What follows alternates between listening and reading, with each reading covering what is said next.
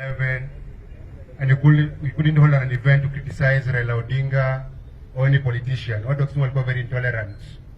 I hope they have grown and matured now. I hope so. Tuzongea siasa hapa bila chuki. Juu kama Raila na Uhuru wanakaa chini wanapiga story, who are we? Kama Raila anaweza na mazishi ya Moi adanganyane kwamba Moi was a statesman, who are we?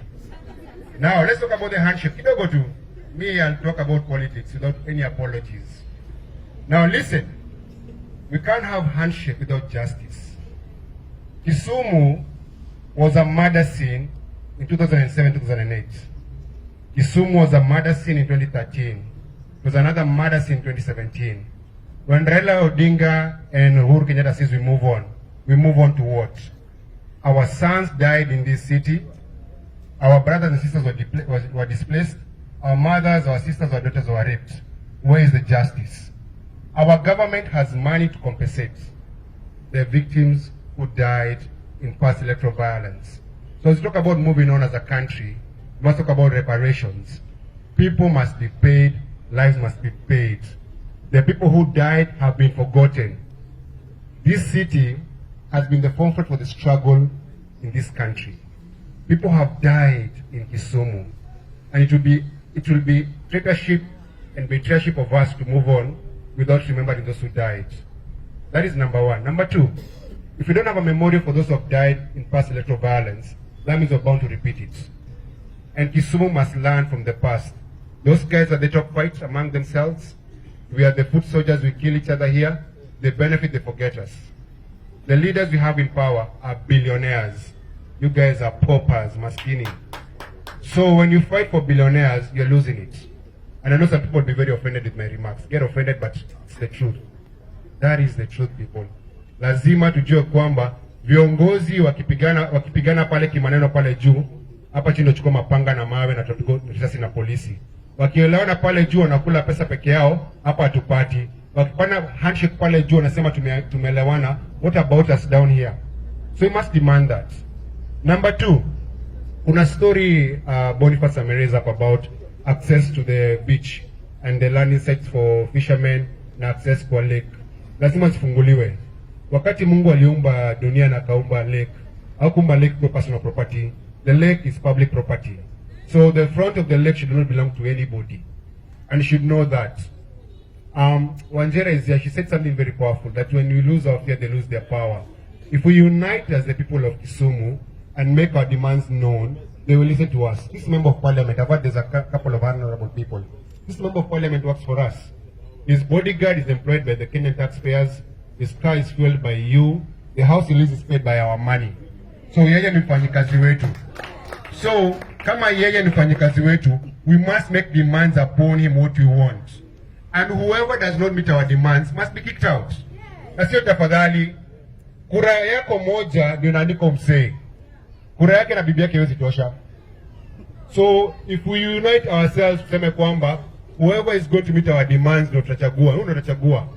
Lazima tuache mambo ni ngonya ama ni ngonya. Ngonya. Ngoja kusha kitu kidogo kila wakati. Kwa sababu huyu jamaa akikuchotea anasema alichaguliwa na pesa yake. So tukatae mambo ya kula hongo. Sababu ile hongo inamaanisha kwamba yeye alisema alinunua kura.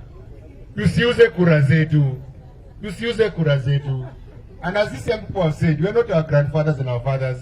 Our grandfathers walipiga magoti. Okay, kuna wenye walipiga kwa mamao. But the majority of our fathers walikuwa waoga kupigana na moyo, kupigana na mtu wote. Sisi tunapigana na nyinyi. Hatuwaogopi. We are different. Hatutakimbia. We're not going to run away. We shall tell you on your face. We'll stand here and speak truth to power. We are not the people who are in power who are selling out. We are not like the most useless parliament that we have right now. That when Raila and Uhuru shook hands, parliament will end a holiday. They don't talk. Today, tokeni hapa nje vijana bila mask. Mtashikwa. Mbona tunashikwa juu ya mask na hakuna curfew? Mbona tunashikwa juu ya mask and they're having political rallies? Kwa nini? So the member of parliament and MCAs who are here, go and tell Anyang' Nyong'o, Upper County Assembly. Go and tell Raila Odinga. Go and tell Uhuru Kenyatta. Hii mambo ya mask itolewe kushikwa. Let me wearing a mask not be a criminal offense or not wearing a mask. young people are dying, getting shot or arrested for not wearing a mask. It is foolishness. Foolishness of the highest order, because these guys will have rallies with hundreds and thousands of people. No mask, no arrest. When you leave that rally, unaenda kupanda matatu, unashikwa na polisi. Kwa nini? Kama Raila amesema kwamba na Uhuru, because they are brothers now, they are common principles, they are running this government together, and maybe Ruto. Kama we can gather in rallies without mask, we should go around in our business with or without a mask. Making wearing a mask a criminal offense is a way to exploit and extort young people. Because every single day, young people are getting arrested by police kwa sababu kosa kuvaa mask. Hii mambo ya mask iangaliwe, mwenda mseme kwamba, yes, it is a health policy to wear a mask, but it's not a criminal offense for not wearing a mask. Mambo ya kushuku sababu tujavaa mask ni dhulma kabisa. And finally, tuko Kisumu. Kisumu ni home. Hatuhami. Hao viongozi wanaishi Nairobi, tunajua. Pesa yao iko Nairobi. So, watu wa Kisumu, let us make demands to make our city better.